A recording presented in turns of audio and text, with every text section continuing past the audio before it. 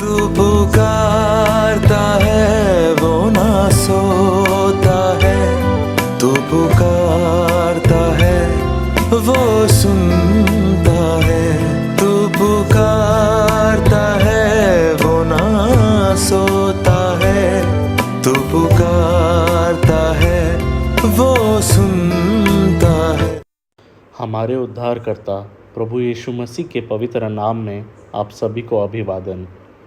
पवित्र शास्त्र बाइबल की पुस्तक में मरकुस के सुसमाचार के 15वें अध्याय के 26वें वचन में लिखा है, और उसका दोष पत्र लिखकर उसके ऊपर लगा दिया गया कि यहूदियों का राजा। प्रभु यीशु मसीह ने अपनी पूछताछ के दौरान केवल 2 प्रश्नों के उत्तर दिए। सबसे पहला, मुख्य याजक ने उनसे पूछा, क्या तुम धन्यवादी पुत्र मसीह हो? उन्होंने उत्तर दिया, मैं हूँ। फिर उसे बांधकर पिलातुस के सामने पूछताछ के लिए खड़ा किया गया।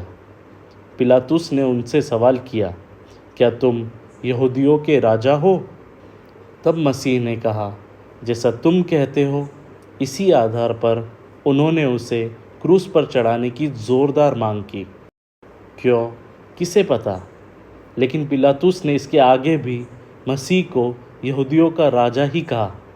पहले उसने लोगों से कहा, क्या तुम चाहते हो कि मैं यहूदियों के राजा को तुम्हारे लिए छोड़ दूं?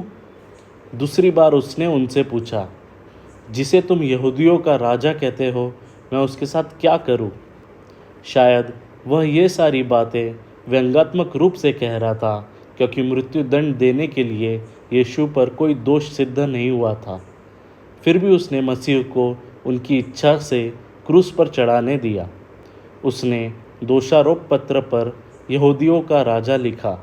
यह निश्चित रूप से कहा नहीं जा सकता कि पिलातुस ने मसीह को यहूदियों का राजा स्वीकार किया होगा।